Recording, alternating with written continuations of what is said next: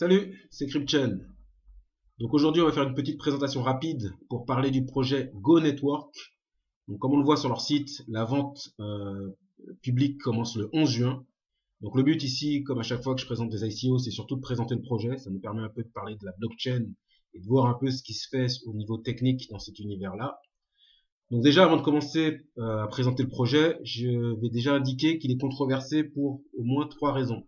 Donc la première raison, c'est leur mode de financement. Donc ils ont choisi un financement en Dutch Auction, c'est-à-dire que le prix du token ne sera déterminé qu'à la fin. C'est une sorte de vente aux enchères inversée. La traduction, ce serait vente aux enchères néerlandaise. Mais bon, on comprend bien l'idée avec une vente aux enchères inversée. Donc, parce que dans une vente aux enchères classique, on a le prix qui est d'abord bas, et ensuite c'est la concurrence entre les acheteurs qui fait monter le prix jusqu'à l'acheteur final, on va dire. C'est celui qui met le prix maximum. Là, dans une vente aux enchères inversée, le prix il est d'abord plus élevé, et il est ensuite abaissé jusqu'à la vente totale. Donc ça, c'était pour visualiser l'image. Donc ça, c'est en théorie. En pratique, ce qu'ils indiquent, l'équipe de Go Network, dans leur Telegram, c'est qu'ils ajusteront un prix moyen pour que tout le monde paye le même prix moyen au final. Donc, la première raison, c'était leur mode de financement, la Dutch Auction. La deuxième raison, c'est qu'ils n'ont pas été précis sur certaines informations qui ont changé, comme la localisation de la compagnie. Et la troisième raison, c'est qu'apparemment, ils auraient eu un petit souci avec un gros YouTuber spécialisé sur les ICO. Donc ça, c'était pour les petites histoires. Donc tout ça, ça fait que la hype dont ils avaient bénéficié il y a plusieurs mois, elle est un peu retombée. Moi, je pense que c'est surtout lié à leur mode de financement par la Dutch Auction. Parce que les Dutch Auction, elles ont pas trop la cote dans le monde des cryptos, ce qui est un peu normal. Donc cela étant dit, c'est quand même un projet qui a du potentiel. Donc techniquement, on va dire. D'autant plus qu'il est lié à Ethereum en particulier et plus généralement aux plateformes. Donc comment ils sont venus, enfin comment on en a entendu parler. En fait, c'est un projet qui a été organisé par la fondation Ethereum, comme on voit ici ETH Waterloo, qui les a mis en valeur. Donc pour rappeler un peu le contexte, Ethereum, tout comme d'autres sociétés, ce qu'ils font, c'est qu'ils organisent parfois des hackathons. Donc c'est des sortes de marathons du hack, ou plutôt des sprints du hack, vu que ça se passe sur une très courte période.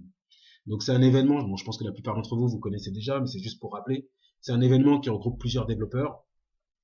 Les développeurs, ce qu'ils font, c'est qu'ils vont travailler en petite équipe durant une période de temps définie sur des projets informatiques.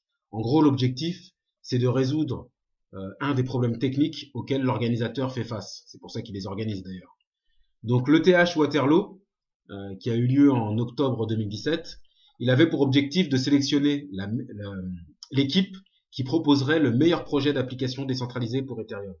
C'est-à-dire l'équipe qui proposerait la meilleure DApp pour résoudre une problématique spécifique d'Ethereum.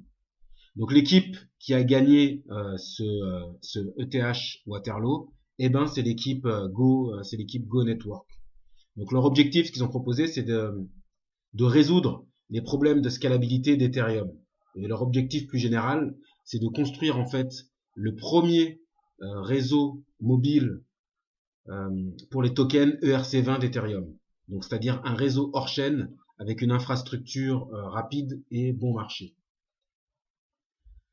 Donc ce qu'ils proposent en fait leur solution, parce qu'Ethereum il peut résoudre ces problèmes de deux façons. Soit il les résout en améliorant sa blockchain, en apportant des modifications directement dans son code, ou soit il les résout par des solutions hors chaîne. Là, on parle de solutions hors chaîne, du coup.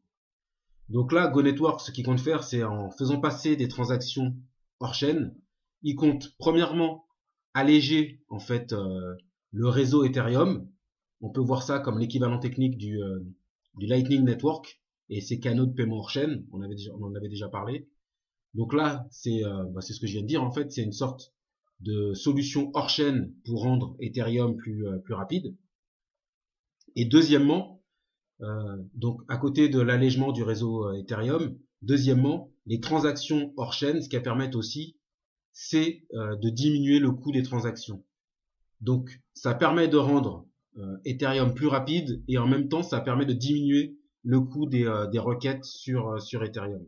Donc ce que Go Network propose plus généralement, en tout cas ce qu'ils veulent proposer, c'est une infrastructure qui permette de scaler le nombre de transactions par seconde sur Ethereum pour les plateformes mobiles. Donc ce qu'on peut observer, c'est que pour l'instant, leur client c'est Ethereum, parce que je le rappelle, c'est le ETH Waterloo. Mais si leur solution technologique fonctionne, ils ont l'intention de développer des partenariats avec des gouvernements, avec des organisations, pour développer des solutions qui pourraient rendre les blockchains scalables. Donc c'est ce qu'ils indiquent ici, potentiel massif, infrastructure, rendre Ethereum plus rapide et rendre les transactions moins chères. Donc du coup, avant d'en arriver à la vente, on n'a pas passé sur l'équipe. L'équipe, ils ont déjà fait leur preuve avec l'ETH Waterloo, c'est eux qui ont gagné le hackathon. Donc ce qu'on peut voir, c'est que c'est une équipe jeune et très compétente, qui ont des compétences donc spécialisées dans les logiciels, spécialisées dans les applications mobiles et spécialisées dans le gaming et dans la blockchain. Donc ils ont des compétences, donc le CEO, le CTO, le CTO et le COO, opérationnel, technique et le PDG. Donc l'équipe est compétente. Au niveau des advisors, ils ont des advisors compétents aussi, mais bon, c'est surtout l'équipe qui est vraiment pas mal. Donc au niveau des métriques, voilà, au niveau des détails pour la vente. Donc la vente, elle commence le 11 juin. Au niveau de la pre-sale, donc il y a 25% de bonus au niveau de la pre-sale. Là, ce que j'avais vu sur leur Telegram, c'est que pour l'instant, il y a eu 54 000 ETH qui ont été collectés jusqu'ici. Donc si on met un prix moyen d'ETH à 540 $, ça nous fait une hard cap qui dépasse les 28,5 millions de dollars pour l'instant. Donc ça fait déjà quand même une hard cap assez élevée. Là, c'est la phase du Know Your Customer et de l'AML, la lutte anti-blanchiment, quoi. Au niveau de la vente publique, donc ça commence au niveau du premier jour avec un bonus de 15%. Ensuite, au niveau du deuxième jour, bonus de 10%. Au niveau du troisième jour, bonus de 5%. Et après le troisième jour, il n'y a plus de bonus. Faut se rappeler que qu'il s'agit d'une hard cap dynamique en fait. Donc il n'y a pas de montant, il n'y a pas encore de hard cap qui est déterminé, puisqu'il s'agit d'une enchère inversée, comme je vous disais au début. Donc la hard cap, elle sera fixée à la fin de l'ICO. En fait, elle sera égale à la somme des fonds récoltés. C'est une fois seulement que tous les fonds auront été récoltés qu'ils diront voilà, la hard cap, elle est de temps. Donc pareil, pour le prix du token, le prix il est dynamique. Il est lié aussi au montant des fonds qui seront récoltés au final. Donc voilà pour Go Network. Donc là, c'est ce que je disais, c'est la phase du Know Your Customer et de la lutte anti-blanchiment. Pour ceux qui sont intéressés, je mettrai les liens dans le descriptif de la vidéo.